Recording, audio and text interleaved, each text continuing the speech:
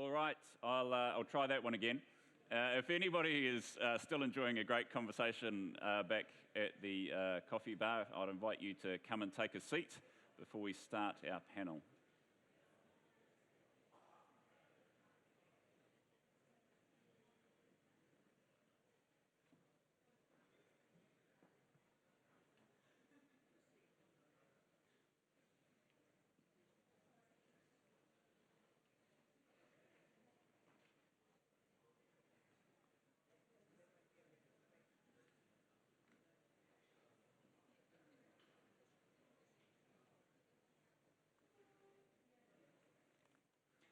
All right, we are getting underway now, so the third trigger warning.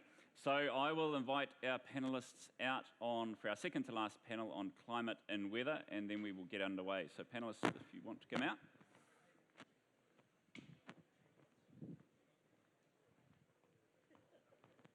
Negotiate seating arrangements.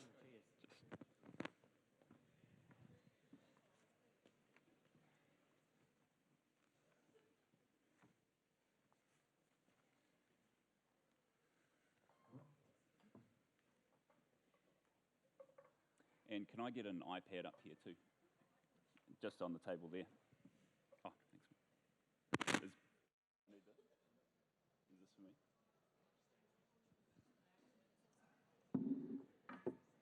Okay, so are we on? Thanks.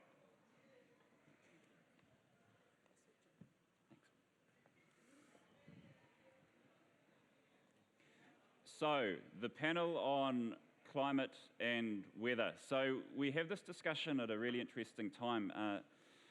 Last year we were meeting while parts of the country were going through incredible hardship with Cyclone Gabrielle. We'd had obviously the Auckland floods and we're at the anniversary time on that. I think many people, of course, may have seen media in the last week reflecting on some of the things that were happening just at that moment.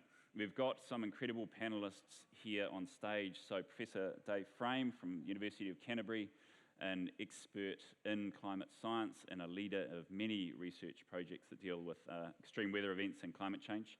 We have Bryce Davies from IAG, Executive Manager of Corporate Relations, right at the centre of this in the insurance industry. And Sir Brian Roche, who has a career that's hard to describe in one or two words because it encompasses so many things, not least working with Helen Clark on getting the Rugby World Cup to New Zealand in 2011. But relevant here in that Sir Brian has just been chairing the review of the response to Cyclone Gabrielle in his home of the Hawke's Bay. So we're going to start with you, Dave, to give us a bit of a take on the science and what you think. So again, the theme here is what happens if we don't curb emissions. The floor is yours. Sure, thanks. Climate change is already here. We've already had about 1.2 degrees of warming above the levels we saw in the 19th century and earlier. If we don't curb emissions, that warming will just continue linearly with cumulative emissions of carbon dioxide. So carbon dioxide is overwhelmingly the most important greenhouse gas. Global emissions are they've kind of flatlined, and the amount of warming implied by the current level of emissions is about 0.2 degrees per decade. So we have about 15 years at this rate before we breach 1.5 degrees in terms of the average climate. But it's actually been anomalously warm in the last year. So what accompanies that, the way you feel climate change in the next decades, is primarily through extreme events. So in New Zealand, we've focused quite a lot on, historically, on sea level rise. And we have a lot of, we actually have, our climate science community is disproportionately geological because New Zealand has a lot of geology. And so they've tended to go to Antarctica and study ice sheets and things like this. But that's not really the proximate risk. The near-term things that are getting us, that are amplified by climate change, are related to extreme weather. So atmospheric rivers, which are thin filaments of super moist air coming out of the tropics, they supercharged. Because the parcels of air are warmer, you can contain more moisture in them, so you get about 10% more water per degree of warming in the atmosphere, roughly speaking. There are changes in the dynamics, so you can get more storms per week, which means more rain per week, for instance, and there's an interplay between these sorts of variables. The main ones I'd say we are experiencing already, changes in heat-related events are already clearly and really obviously there are heat events that simply wouldn't have existed in a pre-industrial world, heat waves in North America and other places. Heat-related stress here in New Zealand will be on the rise. This area, actually, you have an excellent young scientist in Luke Harrington here at the University of Waikato who leads research into this area. And the evidence is that this part of the country may be on the sharp end of the heat-related issues. Extreme rainfall is the other one that we can really see. So you can have too much rain and too little rain. You can have both of those with climate change, just as the distribution of rainfall shifts. So you get more dry days, but the wettest days are much wetter. And then you have the flash flooding and the heavy downpour events. It's a work in progress to see exactly what the anthropogenic signature in events like Gabrielle is, but in many parts of the world at least, we have strong reasons to think that there's an intensification of the strongest hurricanes due to climate change. So those are kind of the big ones, I think, that frame the picture. But exactly how climate change plays out for something like water in a catchment can be also dependent on things like snow melt in the Alps, as well as sea level rise, as well as the actual rain that falls in that catchment. So these compound events. And here in New Zealand, we have had an Endeavour Fund program looking at this issue of the extreme events and the emergence of climate change over the last 5 years. We are going to bid again for a continuation of that, and we welcome interest from anybody who would like to sort of work with us to make sense of how you can best adapt to this quite rapidly changing climate. Thank you, Dave. Bryce, from the insurance industry, what's your take? Good morning, everyone. From an insurance point of view, I think we probably shouldn't be talking about insurance, because actually what we should be talking about is risk. And insurance is really just the signal, and the risk is the cause. So we need to be focusing on the cause. And just as we've talked about in many of the other sessions, we have an infrastructure deficit. I think as resilient as New Zealanders are individually and personally, we have a resilience deficit in the country. So it's quite clear from what Dave was saying, warming climate coupled with our development choices is going to see more and more homes and businesses put in harm's way, basically. And if we continue as we are, if we don't start to improve that kind of resilience deficit, people will suffer greater harm and communities will face increasing economic and social costs from disaster. And so we've had conversation throughout a number of sessions about being really clear about outcomes, and this might be a slightly fuzzy one, but I think a key outcome is keeping people safe. We might want to define that a lot more clearly, and I know Brian's got thoughts around that. But we do that by reducing the extent to which they're exposed to some of these events and reducing their vulnerability to their impacts. And we need to do that not just for the climate hazards, we also need to do that for all the hazards that we face, the geophysical ones as well. Look, the economic and social costs of these things are pretty huge, but weirdly, it's not something we routinely or rigorously kind of measure or collect. So it's one of these things, we're not measuring it, how the hell are we actually managing it? So, if people want to start thinking about what is the true cost of these events, that's a very important piece of data we need. We know from an insurance point of view, last 20 years, $44 billion in claims related to natural hazards. That's all of them, earthquakes and climate-related ones. Science is a bit fuzzy on this, but you could estimate the total economic cost at somewhere around $200 billion. What's that? That's about 4.3% of GDP on average a year. what's that equivalent to? Well, some of the numbers that Carolee had up here this morning, that's about what we spend on education. It's about what we spend on superannuation. We wrap a lot of thinking and a lot of structure around how we manage those things. We're not doing that necessarily for the hazards we face. We do have, let's not be all doom and gloom, we have a pretty well-established way of managing our hazards. It's evolving. There's lots of works on, there's tons of new initiatives. Just got to look at the National Adaptation Plan. It's a whole slew of things that we're kind of doing. But I'm actually not sure it's enough to keep pace with the growing risk. You know, individually, the different parts of that suffer from all sorts of challenges. You know, some of it's funding, some of it's focus, some of it's about underlying capability. But overall, I think our approach is too siloed, and it suffers from a lack of coordination and a lack of really clear targeting on the things that matter.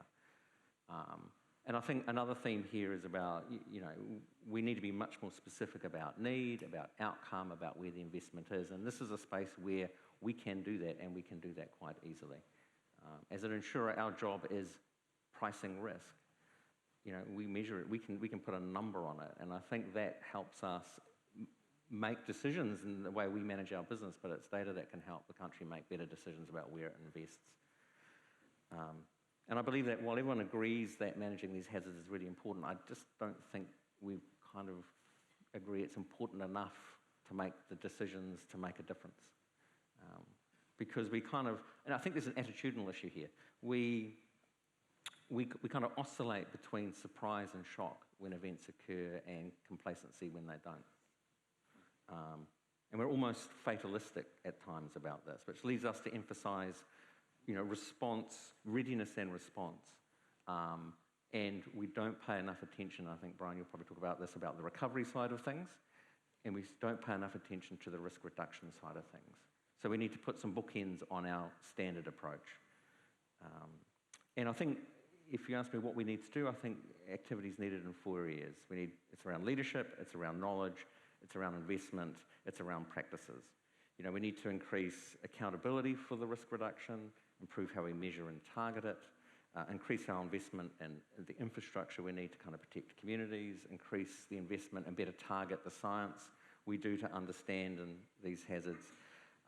And we need to evolve how we build back better after events. And yes, we need to see through all the things that we've been talking about, RMA reform, managed retreat, improvements to the building code. They're all part of the solution. But I think overall we kind of know what we need to do, we're just not doing it.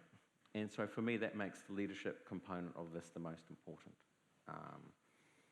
Ownership, and with that, the accountability for risk reduction, so the ambition and the clarity about what we're trying to achieve, and the coordination to bring the various parts of the system together. So it's critical, I think, that we keep people safe, and the only way we're going to be able to do that is if we reduce risk. Kia ora. Thank you, Bryce. Sir Brian. Kia ora koutou. Just a health warning, I'm a very late replacement, having got press ganged into this by Matt, so I don't have some of the polish. But these are all my thoughts and perspectives. They all are very challengeable, and I'd encourage you to do so. I'm also conscious that I am guilty of raising issues for which I don't have a shrink-wrapped answer, but that's sort of part of where your thinking process needs to come to the fore. So the response to the climate change is upon us, and time is of the essence. I think the extreme weather events of last year have crystallised in one traumatic moment what we as a community need to address. The prospect of greater frequency and greater severity means we actually have a number of policy and funding challenges ahead of us. And in reality, I don't think we have a fit-for-purpose model to address those. We don't have a framework which can guide us, although the human factor and ingenuity in the moment is still unbelievable and something as a community we can be really proud of. If we don't modify our approach to understand risk, we face ongoing loss to infrastructure and the potential for loss of life. What did the severe weather events of last year show us? Well, in my view, a number of things that we need to address to safeguard our way of life. First and foremost, we don't have a sustainable funding model. We've made a virtue of our recovery and not of our preparedness, and we need to shift funding from the bottom of the cliff to much closer to the top. Essentially, we have a pay-as-we-go. We're paying for traumatic events out of our annual P&L, and we're not actually providing in a systemic way. The way we think about insurance, we put aside so much a year. So, when we have a response, we do really, really well, but frankly, it's not sustainable. The current funders, central and local government, are just unable to continue to fund it that way, and I suggest that we need to find a different model. As I said, is it an EQC version 2? Is it intergenerational debt? These are all issues in front of us. In addition to the funding, we need to begin to address some pretty basic things, such as, and as Bryce has said, we need a really clear understanding of risk and what a natural hazard is. I was sort of surprised when I got involved last year working with local government and the insurance companies that we don't actually have a common view of that. So if we don't have a degree of commonality, and I'm not arguing for centralisation here, by the way, but actually something like that is pretty basic. So, what is the role of insurance in that? Because at the moment, the government is becoming a default insurer. Not something it necessarily chose to do, but it has become that, and that is not very wise in a financial sense. We also need to think about decisions on land use. These are all essentially local decisions, but where we build and where we inhabit is pretty fundamental. I think of something like when we got engaged with the group in Auckland, the council, their data set about where floodplains were and likelihood of damage was exceptional. But actually when I posed to them, so how come we allowed people to build? Well, that data wasn't used to inform a final consenting decision because other factors came in, the need for housing, the need for development. Now, those inhabitants who bought those houses, did they know what they were in for? Arguably, it was in Section 27B, Part Z of the LIM. So, we actually need to elevate this and have a far greater level of transparency. And that goes to my third point. In addition to understanding risk, we do need a common data set that's made available. I know it's naive, but informed decisions are often the best decisions you can make. So if we've got data, let's use it and let's have the bravery. Do citizens really understand the risks they face and what they need to do? Alison referred earlier to we need good data, and I think that is a non-negotiable. The fourth thing, we need to think about roles and responsibilities. The role of government is really important, but they can't do it alone. And we seem to have this sort of, in emergencies, let's look to the top and see where the money's going to come from. And it's good. But actually, as we face into climate change, this is more than government. This is about business, it's about community, and it is about individuals. And so we need to think through the institutional arrangements and be really clear where decision rights ultimately are. Because although I'm talking about this as clinical, it's not. It's deeply emotional. When you actually begin to challenge somebody about where they can live and their safety, you have to be respectful. The last thing is, what is the role of insurance? And I'm not here necessarily to speak on behalf of the insurance companies, but we have for decades and generations used insurance to manage risk. But due to economic circumstances, it's clear a number of people are unable to do that. So what as a community are we going to do? I think, Jim Bolger referenced last night the need for social cohesion. And if, a lot of the events of last year fell disproportionately on those who were most socially disadvantaged. We actually have to confront that as a society and work our way through it. So as I said, more questions than answers. I am encouraged by Carolee and Treasury. They are beginning to face into this. But this is going to take really strong policy and political leadership. And you as a group have a role in contributing to that. We literally we just can't kick this down the road anymore. And we actually have to confront it. We have many strengths as a country, and we experienced those last year. but we have a lot to learn from recent events, and now we need to have the courage to apply those learnings to what we do next and how they're going to inform our decisions. Avoidance is not a strategy in the face of what we need to confront. Thank you. Thank you, Sir Brian. All right, where to start? I'm going to actually stay a little bit with you, Brian and Bryce. So let's double click on this notion of the anniversary and what we've learnt out of the experience here. What has been the hardest element of that? You spoke about a couple of things, but for the audience in the room, why does it matter to define what a hazard is? Where have some of those decision rights been challenging as we've sought to rebuild in the Hawke's Bay and elsewhere? And also, what were the things that might seem a bit obvious now that had we known 2 years ago, 10 years ago, we'd say, gosh, that was mad. Why hadn't we done this? It cost $1 billion now, it would have cost 10 million before. Help us understand some of what we've learned since last year's weather events.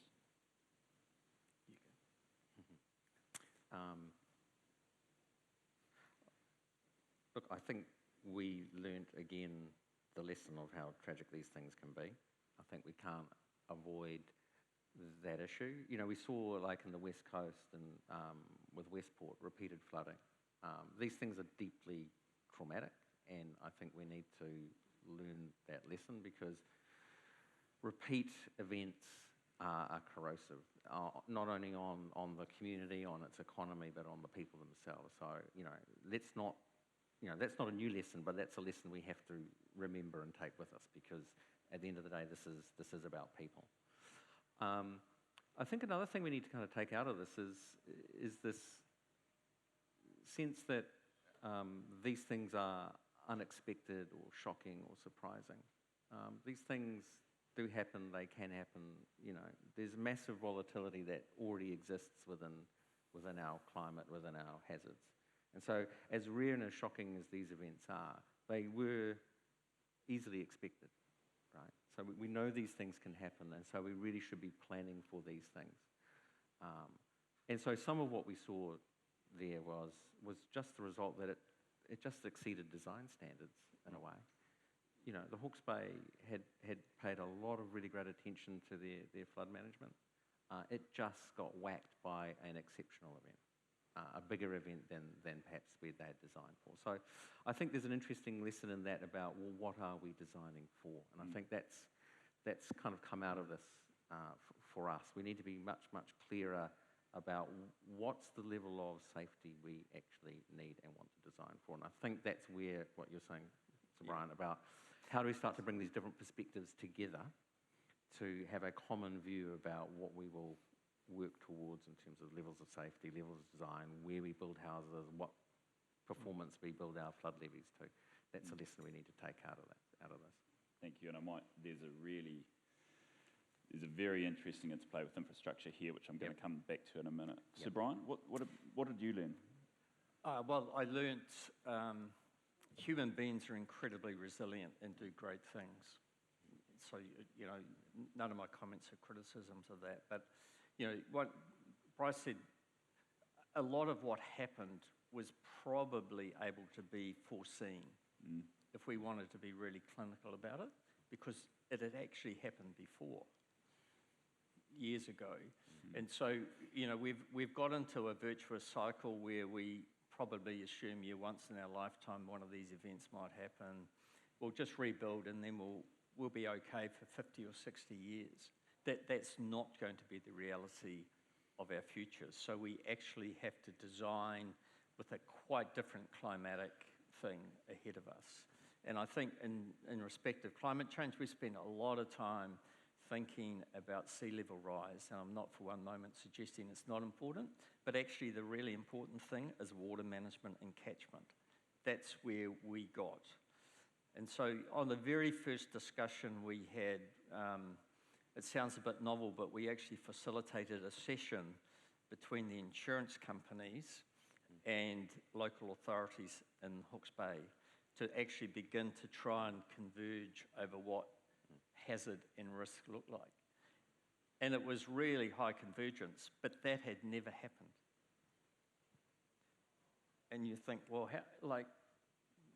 why would that be? So that's why, I reference we've got to be really clear. How do we get the best information, which I think is a non-negotiable starting point, and then apply it to the way we think about infrastructure and design standards? We have huge design standards for earthquakes. Where are those design standards for floods? We have a lot of obligations on company directors for health and safety about taking all reasonable and practicable steps to safeguard people. What say we applied that to the decisions of local government particularly? What would that look like? So, these are all things that, the policy frameworks that I think we need to adapt to and create over the next 5 years, those are at the heart of the issues. I think, just to jump in there, I think, we used to zone land, subdivide, consent it, build it, finance it, insure it, and it used to flow. It flows in that order, and that used to be fine. It used to work, and even if there were differences in an attitude about the level of risk and what's acceptable or not, it was never that bad. We kind of broadly got it right, but I think the world is changing, and the hazards are changing, and so that ability to kind of deal with differences is getting narrower and narrower, and so we do need that common view of risk. You do not want a bank, an insurer, and a council being on the different page, because that just creates the very risk. It crystallises the risk we have about financial retreat. And so you're right. There's 76 councils or whatever it is. That's very difficult for us to all get around. So while we do like decisions made locally because they understand it, and eventually they have to be because you're talking about infrastructure and a catchment, for example, a much more consistent, something driven at a national level about what we find acceptable or not is an important thing we need to fill. And when we do this, we have to remember it's fundamental that people have confidence in where they live. It's sort of almost a basic human right that, you feel safe in your own home. And there are people who now live in Hawke's Bay and in Auckland who have lost that confidence. And that is a really bad outcome for society, leaving aside any financial implications of it. We're coming back to that in just a minute because I'm fascinated on how this is going to play out and the implications of some of that clarity, because they could be challenging. Dave, across to you. Let's zoom out. We're in a recovery phase from something that we're hearing we're going to be doing a lot more of, preparedness or recovery. Can you give us your take on the global picture? Because this isn't just New Zealand. What's going to happen in some of those other places due to weather and the flow-on effects of weather or sea level and the rest of it that you're anticipating? Yeah, so a lot of the world is a lot worse off in terms of impacts than New Zealand. There are places like the Sahel in Africa where they may well face problems growing food at all or much at all in the next 20 or 30 or 40 years, and that will act as a massive social stress for places that are already badly governed, and so there'll be a lot of the world that faces massive challenges. We tend in our focus here in New Zealand to spend a lot of time talking about the Pacific Islands, but there's 600 million people in Southeast Asia and environs around there, usually near low-lying rivers like the Mekong and the Brahmaputra and others as well. And they may well face internal and external migratory pressure in response to a change in climate too. We also, we sell food into markets. Those markets will undoubtedly be affected by commodity price shocks related to climate change at some point. That may be good for us or bad for us in any given year. But a lot of the political energy in climate change debates, and I think this is especially true in Wellington, goes on mitigation rather than adaptation. And when I've talked to councillors, city councillors or MPs, we often end up talking mitigation. In central government, it's often about agriculture or the ETS, and in local government, it's often about things like cycleways. A lot of political heat goes on that, and actually less I fear that sucks some of the oxygen out of the discussions around what we need to do to plan soft solutions, rather to have sort of soft modes of failure when we get unprecedented events rather than hard modes of failure. And what I mean by that is, so to take an example from the United States, New Orleans had a massive, pretty catastrophic flood in the 1920s. Acting against his principles, Calvin Coolidge had this interstate levee system set up, and Louisiana built up the river so that it would stay within the channels up to some point. They then consented housing on the low-lying areas because they were covered now, but there was variable insurance across that market. But when it next flooded, you had a very hard mode of failure because all of a sudden the river, you just can't really fight water when gravity's involved. And so there was a large death toll with that, and there was major problems. But having consented, having been under the illusion they had dealt with the risk, and they may have dealt with the risk had the statistics been stationary, but because they had a change in climate, they didn't deal with the risk. They then had layered upon themselves an additional really hard, rapidly evolving risk when the banks overtopped. So as well as the issues around governance, who bears the risk? Is it how much do insurers, banks, private owners, businesses in the local community, local government and central government all bear of adaptation decisions? You also want to be making sure that you have modes of failure that don't jeopardize lives. And I think that needs to be built into this as well. And the more we end up arguing, kind of pointlessly in my view, about mitigation targets, and that becomes the main thing people want to talk about, the less intellectual depth you apply to this problem. It's huge. And it's, people are familiar with humans' inability to distinguish around large numbers, but we had a long discussion about demographics yesterday and whether we've had net inflows of 100 or 200,000 people. But when you say there's 600 million people in our neighbourhood who might not be able to live where they're going to live, there's no scenario I can see where we're not looking at mass migration, and there's no way that won't affect what we're doing in some sense. And I think we're a little blind often to having that conversation. We tend to think of the Pacific rather than Asia Pacific. And I think whatever strategy we come up with for thinking about our obligations to the international community in that regard will have to be generic. I don't think it'll be convincing to people in those neighbourhoods to say, well, the Pacific's really our thing and you guys aren't. They'll go, we're just as close, why? Mm-hmm.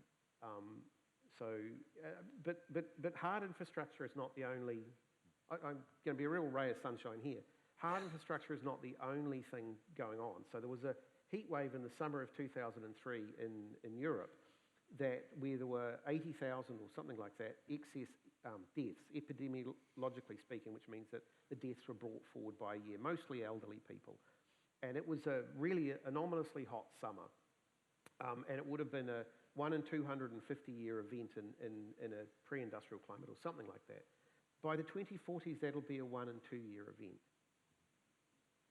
Europe is, fortunately, we learned, people in Europe and planners on climate change learned a lot about how to deal with that and what advice to give about those kind of heat stresses, to go outside, to be in green spaces at night where it's cooler. Sadly, a lot of people, elderly people, turned the fan on but shut the windows because they didn't like the insects coming in. But of course, all they're doing thermodynamically is creating an additional heat source. And so there are things people can do autonomously to adapt to those sorts of things. But those kind of risks aren't even part of the conversation here yet. Yeah, no. There's somebody in the room would be thinking about getting into the heat pump business.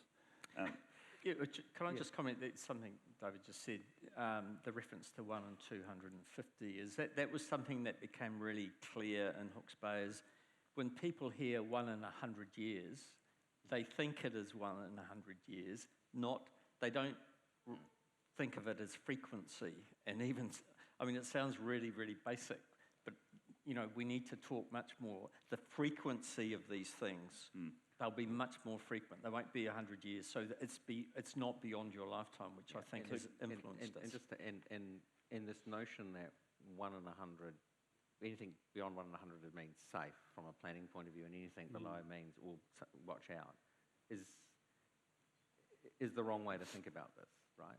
So the difference between a 1 in 100-year event and a 1 in 250-year event in a catchment, what that actually means for you depends on the catchment, right? That could mean a depth of water that goes from 4 inches to 5 inches, right? Nuisance flooding to nuisance flooding. Or it could go from 4 inches to 4 metres, which means houses completely lost and people dying. So understanding the range of, in the language of the return periods, and understanding what that actually looks like and our exposure to the differences is really important. And so we need to change the way we think about this. We need to go, do we want water in people's homes? Sounds like a bad idea, because once it gets over the floorboards, you've gone from having a small amount of damage to probably a couple $100,000 worth of damage. We should probably avoid that. That's a good thing. So how do we start thinking about that as a basis for how we make planning and consenting decisions? So there are some questions here around how we might price insurance differently and so on. When you spoke, Sir Brian, about the need to get on the same page, what's a hazard? Is this a floodplain? Should you build a house there or not? So we've got incredible data in some places. I've seen some of the Auckland data. I can imagine you look at that and say, gosh, if we had known that, we might have done things differently. We know it now. We get on the same page.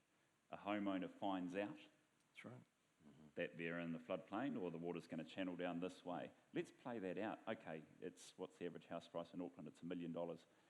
What is actually going to happen here around property values, inequity, and accountability for not just the decisions going forward? I can see enormous social cohesion risks if one side of the road finds out that they're virtually uninhabitable. Not now, but the 1 in 100 risk might be coming sooner. How is that going to play out? Let me sidestep that. I was going to say, that passed quickly through the hands of the first five. Into the wing. That's the $1 million question, I think.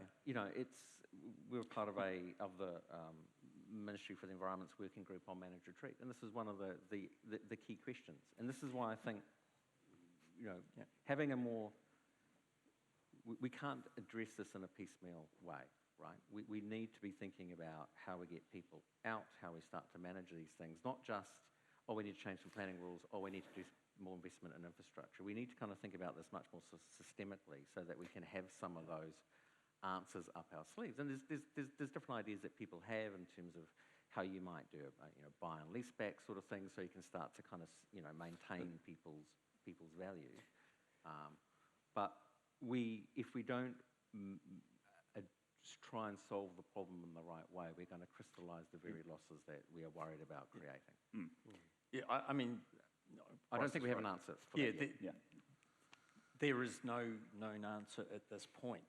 What I think we know as a community is this is something we're going to have to face into. And as I said, we don't have the policy framework to do it yet, but it's going to require really strong policy leadership and political leadership, because you're confronting the way people live and how they feel about being safe and the value of their investment, which for the majority, the house is the cornerstone foundation for most people's wealth. And you're just, in a flick of a decision, potentially going to negatively impact that. That's very confronting.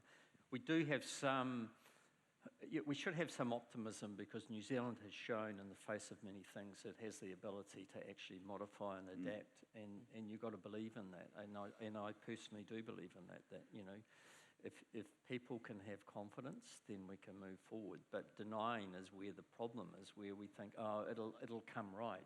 It won't come right unless there is conscious and deliberate interventions. One of the really important things, which goes to your point around political bravery, is we need to start drawing some lines. And lines on maps are not popular things, but we need to draw a line in time and say, we now know enough to know how to make good decisions about where we build and develop. Right? So we can't we can't kind of go, oh yeah, if anything 10 years ago we're not going to support. We can't do that because that's just catching people up. But we can set a line in the future that says, in 5 years' time, you should know, make some better decisions, because all we're doing by perpetuating the way we work now is building up a bigger and bigger problem in high hazard areas that we're going to have to deal with through some mandatory treatment. Can I stay on you, Bryce, for just a moment? Yep. I think one of the things that's lurking in the back of this and some of these dynamics is the price of insurance, and then therefore is this place, economically insurable? Yep. It might be insurable at some level, but it's, it doesn't work out economically. Can you just give us a 1-minute snapshot of the insurance market and also the role of reinsurers? I was chatting with Jim this morning, and if you were looking about allocating your insurance funds at a global perspective, a place with a nickname called the Shaky Isles isn't maybe where you go. So give us that picture. Okay, insurance. Your premium, let's talk about a home premium, right? So about 40% of that is, on average, is probably taxes in the form of, GST and financial services and EQC. So ignore that. That's just kind of comes at us. There's a chunk of it which is reinsurance costs. And so just as you have an insurer, we have an insurer. We have a panel of these things. And what we do is, when the losses hit a certain level, we have an agreement that we lay that loss off to the global reinsurance market. And typically in New Zealand, we've used that for large earthquake risks.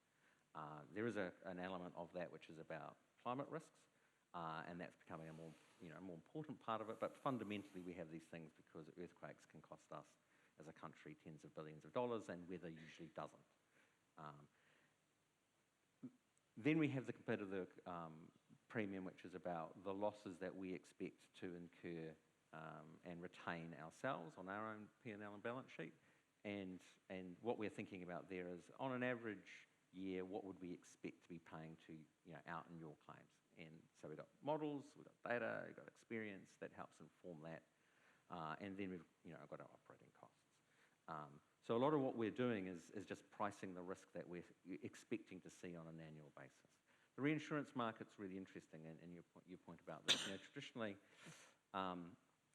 we tend not to think about that as homeowners, but the cost of and the availability of that reinsurance is yes, partly about what we have here, and their confidence in how well we're managing that risk as a country, and how well we're managing that risk that we take on as an insurer. But we're also exposed to all the other events in the world. So from a reinsurance point of view, yes, New Zealand, the Shaky Isles, you'd wonder why, but what really drives the costs, and globally the last 4 years, been over $100 billion worth of losses, I think, in the reinsurance industry. They're driven by large storms and large floods in Europe, large storms in the US and in Asia. And so those global events impact reinsurance, which impacts our pricing to you. So that's some of it. It's hard to explain the entire global insurance system in the 1 minute I gave you. Can you, I said I'd come back to infrastructure, and I will. Again, it's got an insurance element, but we heard about what we're going to have to build. I drove in this morning on the road from Cambridge and looked at some bridges as I drove under them, and looked at some cell phone towers and thought, are we now going into a world where every one of those needs an extra 30% of concrete, steel, height, but because we have to build for a more, a building like this, if we were building it again, are we going to have to build for more extreme events? And therefore the infrastructure challenge we're looking at funding is actually 20 to 30% larger than even what we think is unsustainable now, because we actually just have to build for these. Dave, what's your take? I don't know. I think in some places, I can imagine you will have to double down. In others, hopefully you won't. And one of the things we're hoping to do is get a better handle on where the most vulnerable parts of New Zealand's infrastructure are, so we can kind of provide a list, in effect, of hotspots. There are some probably quite simple things you can do to buy down future risk, like not having big stands of carbon forests, which are more likely to experience fire risk than they would have been in the past. near critical infrastructure like roads and power lines and things like that. So there are probably things you can do to buy down some of those risks, so it's not all big capital outlays, but some of it will be, no doubt. Mm. I think that some of it's actually, we shouldn't just think about this as a future infrastructure problem or a future infrastructure challenge, because we've got shortfalls, just as we've got shortfalls across a whole range of infrastructure. Some of the ones that we rely on around managing flood risks and catchments and things like that already have that shortfall. It suffers from the same problem that all of our infrastructure suffers from. And I think there's some really good work by regional government that they've done to kind of try and enumerate that. It's like we're 100 million short a year to kind of maintain and upkeep our flood infrastructure to the standard that we understand now, for the climate impacts we're expecting now. So we've already got we're kind of behind the eight ball already on this. And so, that's one of the things we need to do. We need to find a way to start investing in that so we can protect what we've already got for the risks we already have. Mm. We're going to run out of time, but I'll give you one last chance in a moment. So, theme of the conference, briefing to the incoming government. Mm-hmm. So Brian, I asked you to join the panel the last, so you'll get the most time to think this through, and I'm going to start at Dave's end as well.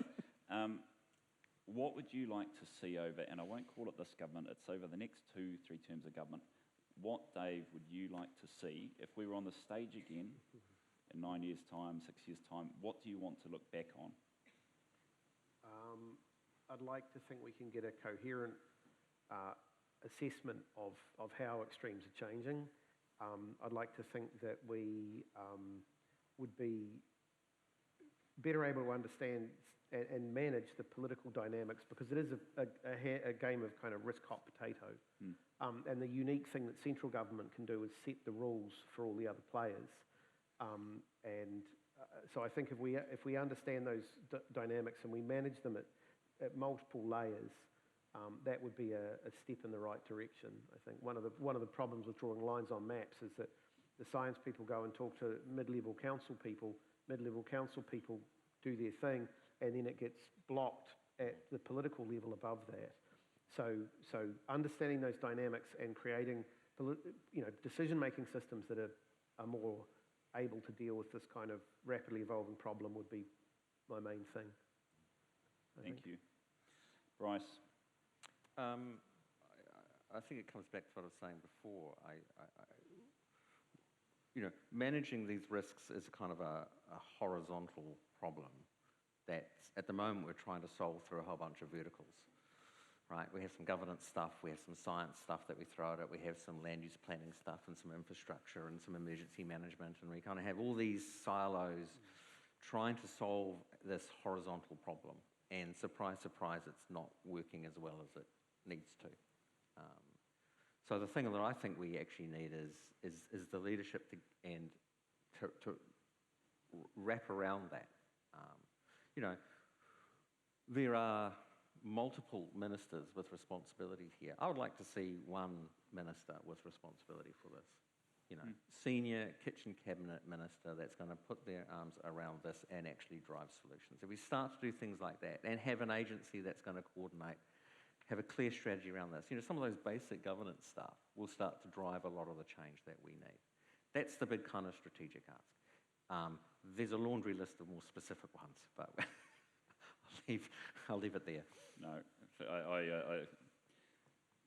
we could talk about this for several hours without fully solving it, but thanks, Bryce. Sir Brian.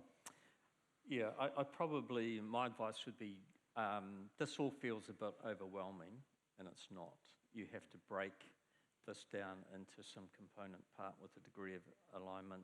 I think as a basic first step, we should rule a line now between what we do in the future and what we've got now, because I think the solutions are slightly different. But let's use the learnings to stop repeating the mistakes that we know are there. And I think the role of government actually is not to blink in the eye of complexity, take the people, explain the what and the why. But my last bit to them was, please deal with the emotional dimension to this. This is, we have to do it for people, not to them. Very wise words. All right, look, I could have gone on for several hours on that one, but thank you to all three of you for bringing your experience and knowledge into this. So put your hands together for a great panel. Yeah, good to go. Yep, thank you. Check we've got our materials. All right, thanks, Dave.